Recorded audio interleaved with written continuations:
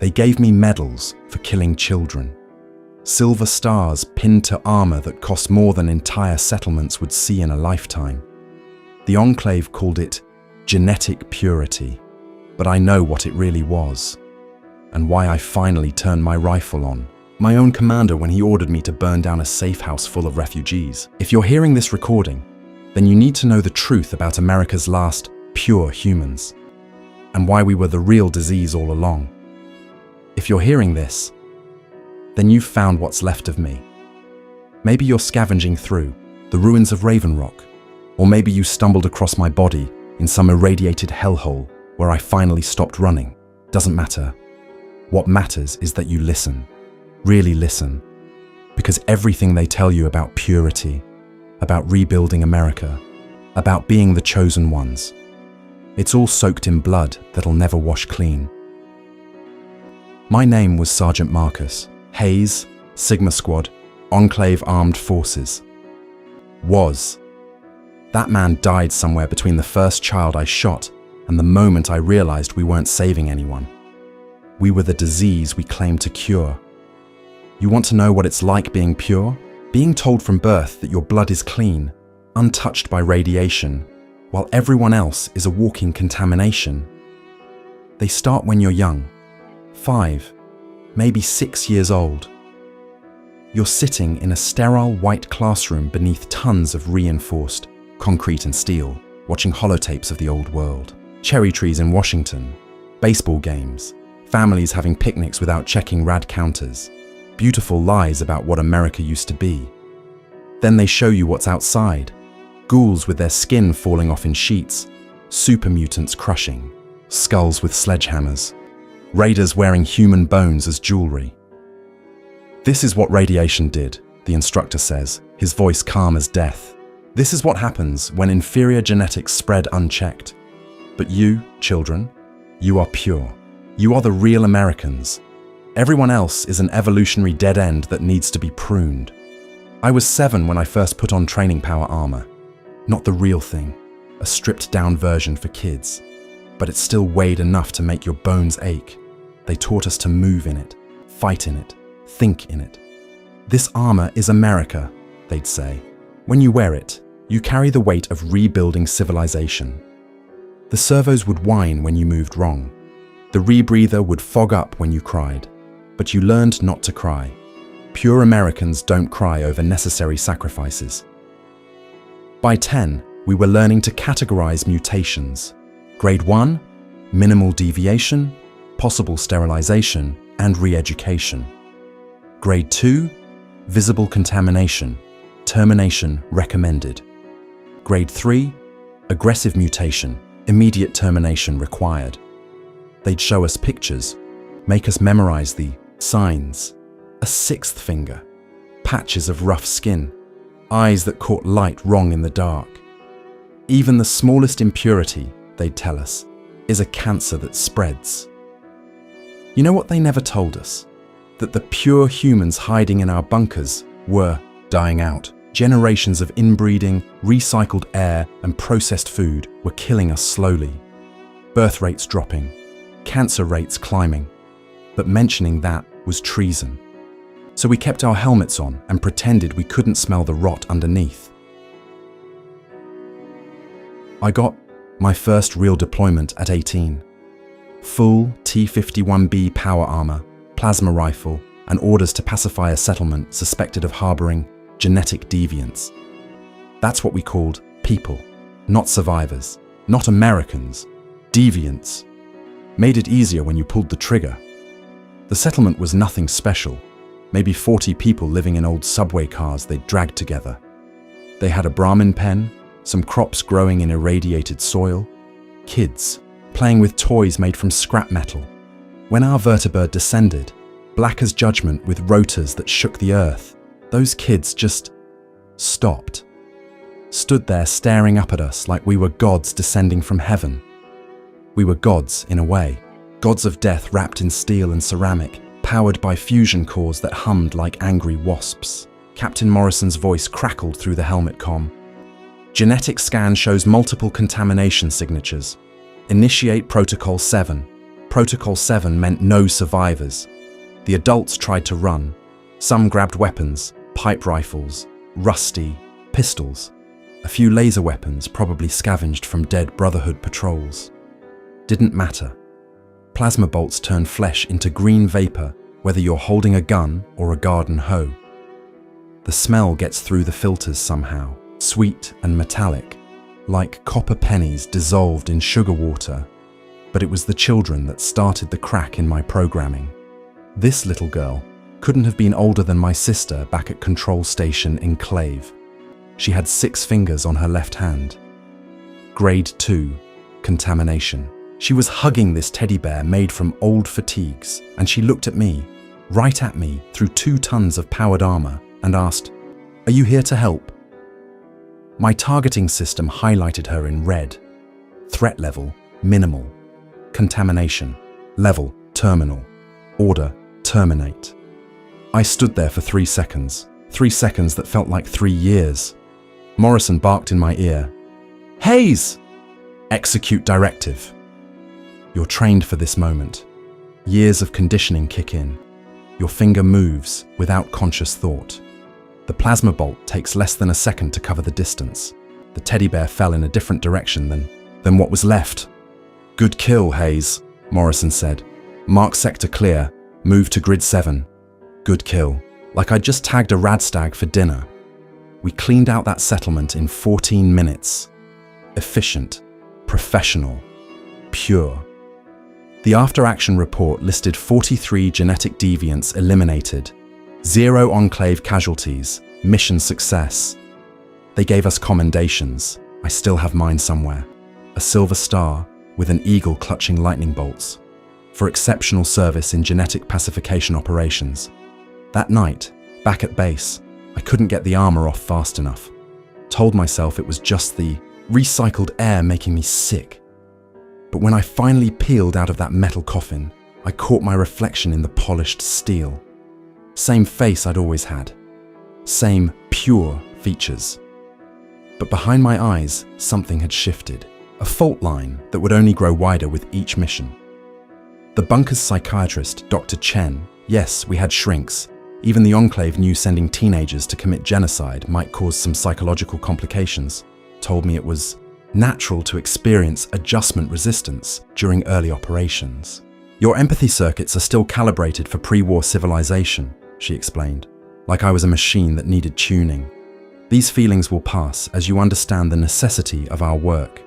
Remember, we're not destroying life, we're preventing the spread of genetic chaos. Every contaminated bloodline we end saves countless pure humans in the future. She gave me pills, little white tablets that made everything feel like it was happening to someone else. They helped for a while. Made it easier to watch through my helmet's display as another settlement burned. Another degenerate begged for their child's life. Another pure American future was secured through applied violence. But pills can't fix what breaks when you realize the monster you're hunting has been staring back at you from every reflective surface. When you understand that the power armor doesn't protect you from the wasteland, it protects the wasteland from you. The real education came during the Campbell Wasteland campaign. 6 months of systematic cleansing across what used to be Virginia. We had new toys by then. Hellfire armor that could burn through Brotherhood T-45s like tissue paper, plasma casters that could vaporize a super mutant in one shot, and something called the Forced Evolutionary Virus Eradication Protocol, VERP for short. Funny how we gave genocide such clean acronyms. Morrison got promoted to colonel. I made lieutenant. They gave me my own squad of fresh-faced pure bloods, kids who still believed they were heroes. I saw myself in them, that same eager light, in their eyes, that same desperate need to matter, to be part of something greater. I wanted to grab them by the shoulders and scream the truth, but the pills kept my mouth shut and my trigger finger steady.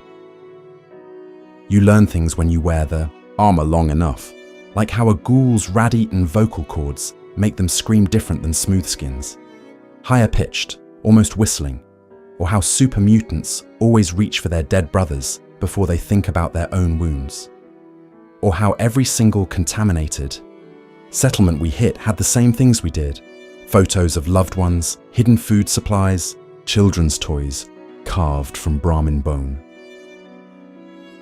Private Johnson was the first of my squad to ask the question. We'd just finished pacifying a trading post. 26 dead, all contaminated to various degrees. Johnson was standing over this old man we'd shot, probably 70 years old, maybe more. The man had been reading a book when we arrived, still had his finger marking the page. "Sir," Johnson said, voice crackling through the comm, "what makes us different from raiders?" The correct answer was rehearsed, automatic. "We're rebuilding America, soldier. They're destroying it." "But sir, we just destroyed this place. We eliminated a contamination vector that threatened genetic purity. They were just trading water and ammunition.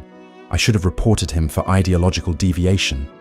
That's what a pure American would do. Instead, I told him to police the weapons and keep moving, but his question had already metastasized in my mind. What did make us different from raiders? Better armor, cleaner bunkers, the flag on our shoulders. The answer came during the Grey Ditch massacre. Intelligence reported a nest of fire ants had been cleared out by locals, potential settlement site for pure humans after decontamination. We arrived to find about 60 people who'd built something beautiful. Gardens growing inside rad-scrubbed greenhouses, a school where kids learned to read from pre-war books. They'd even rigged up a water purifier that actually worked. The town spokesman, a ghoul named Marcus, yes, same name as me, the irony wasn't lost, approached with his hands up. Half his face was melted, one eye clouded white, but he spoke clearer than most pure humans I knew. "We're peaceful," he said. "We trade with everyone. Human, ghoul, even super mutants if they don't shoot first. We've got medicine, food, clean water. We can share." Colonel Morrison's response was to activate his Hellfire Armor's flamer unit.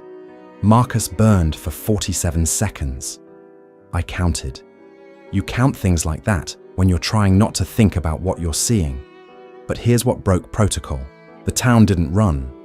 They formed a defensive line. Humans standing next to ghouls. A super mutant wearing a flower crown some kid must have made him. Even saw a woman with scales growing on her arms.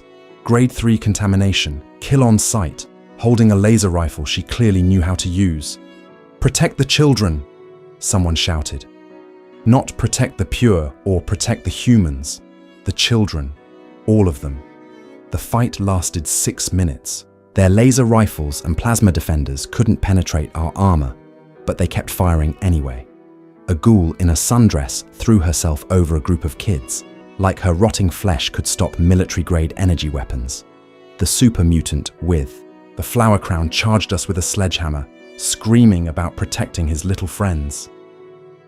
Johnson hesitated when a human woman stepped in front of a ghoul child.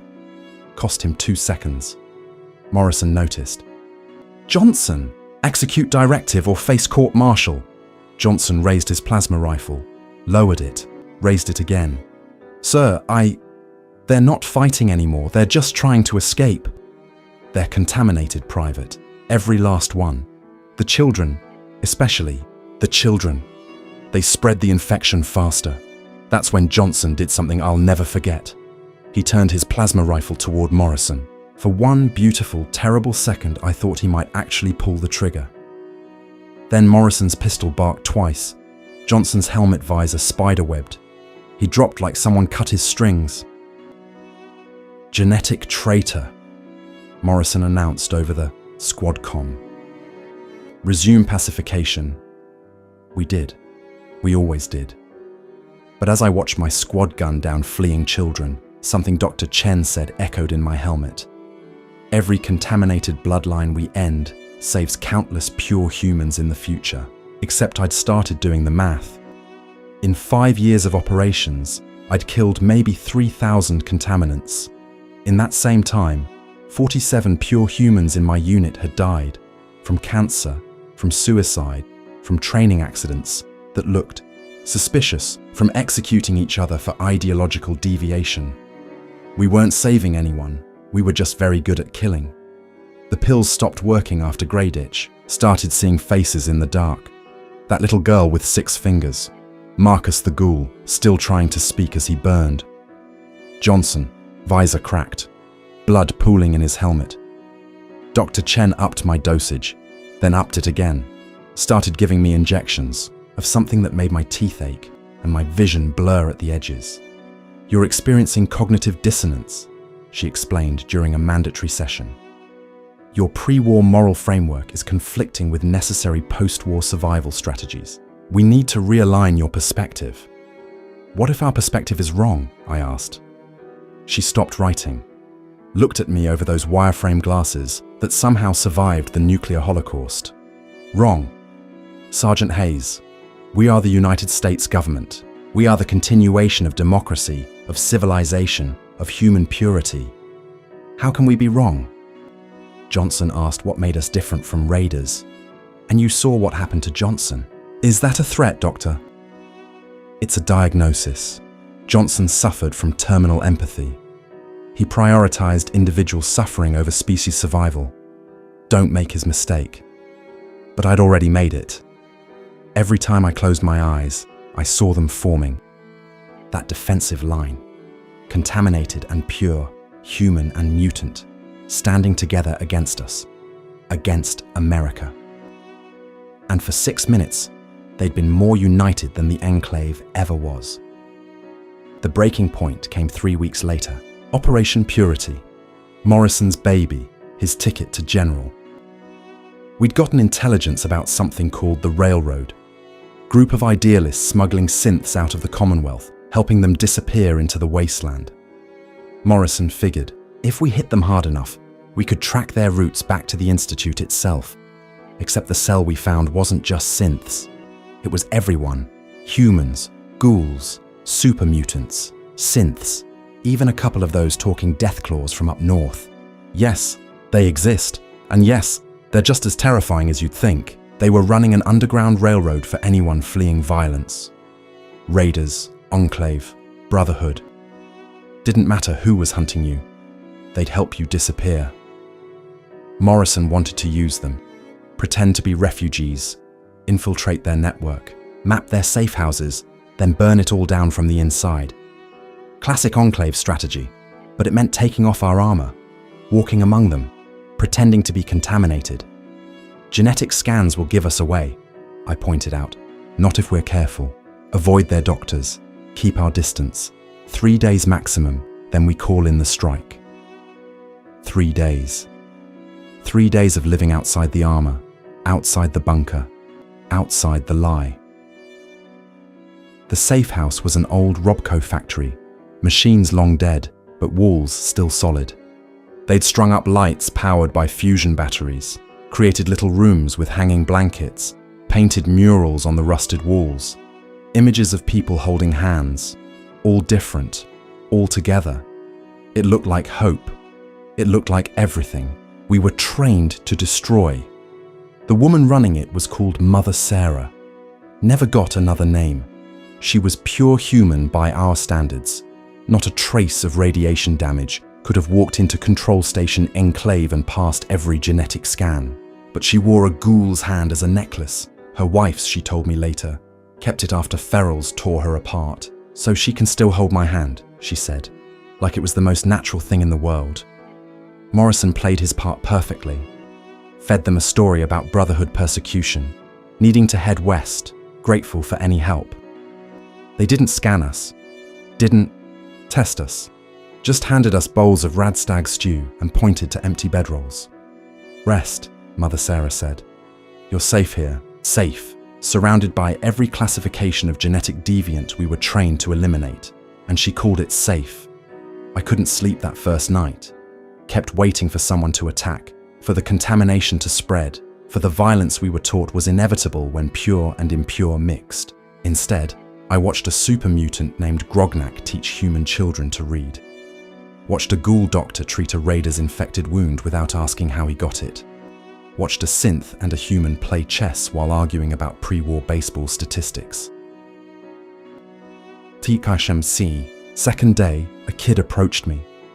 Maybe 8 years old, extra fingers on both hands, patches of green-tinted skin. Grade 3 contamination, terminal case. You look sad, she said. I'm fine. My papa says it's okay to be sad. Says it means you still got feelings. Better than being like the metal men who don't feel nothing. Metal men, that's what they called us. Not Enclave, not Americans, not soldiers, metal men. Your papa sounds smart. He was. Raiders got him last winter. But Mother Sarah says he's still with us, in here. She tapped her chest.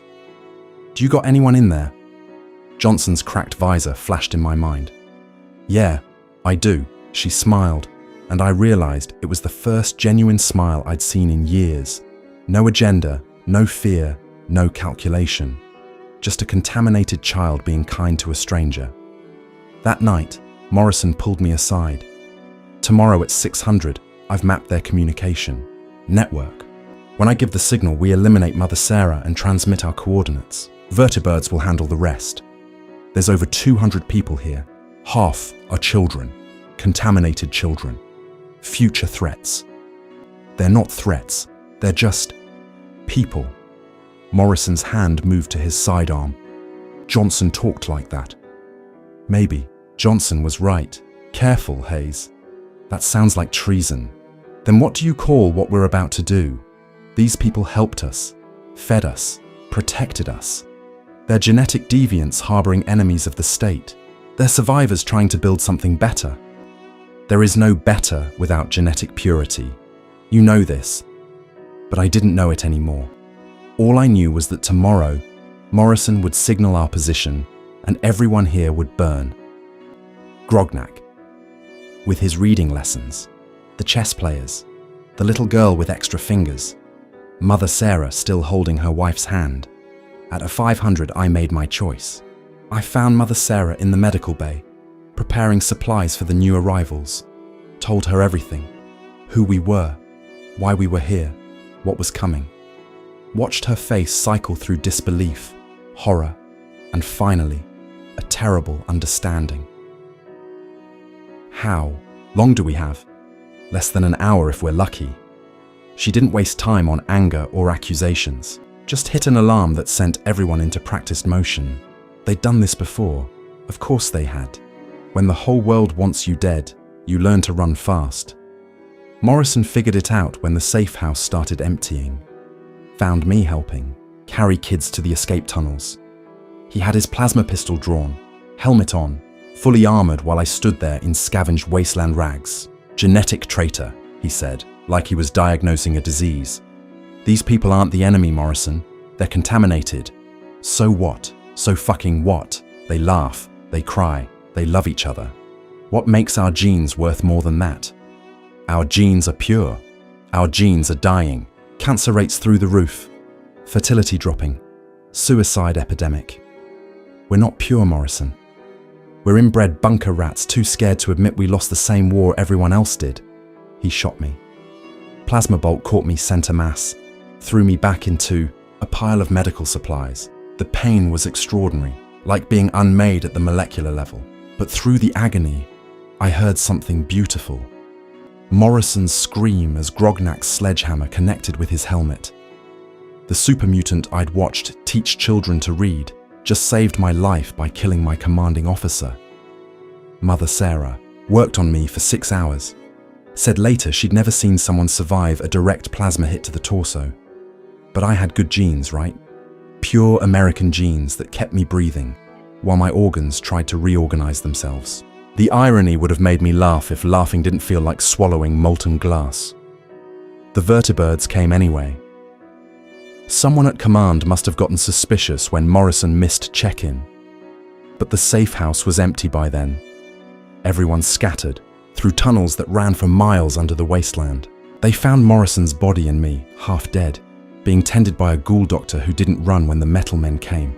The squad that processed the scene was led by Captain Chen, Dr. Chen's son, because of course nepotism survived the nuclear. Holocaust too.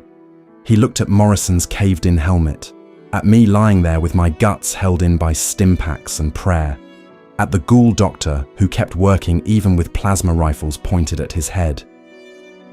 Sergeant Hayes. You're under arrest for treason, murder of a superior officer, and genetic collaboration. I laughed. Hurt like hell, but I laughed. Genetic collaboration? Is that what we're calling compassion now? They dragged me back to Control Station Enclave. Court-martial was a formality. Colonel Richardson, presiding judge, made a big speech about purity and duty and the American way. How I'd betrayed not just the Enclave, but the future of humanity itself. The sentence was death, obviously, but they wanted information first. Where did the railroad go? What were their protocols? Who else in the Enclave might be compromised? Dr. Chen handled the interrogation personally. More drugs, electrical stimulation, sensory deprivation, all very clinical. She kept asking the same question. Why did you choose them over us? The answer came during hour 36, when the drugs had stripped away everything but the truth. Because they chose each other. She didn't understand. How could she? She'd never seen a human comfort a dying ghoul, never watched a super mutant teach poetry, never witnessed synths and humans falling in love, never observed raiders and settlers sharing medicine. All she saw were genetic categories, contamination levels, things to be purged. They decided on a public execution. Good for morale, Richardson said. Show the troops what happens to genetic traitors. But the night before, someone left my cell door unlocked. Never found out who.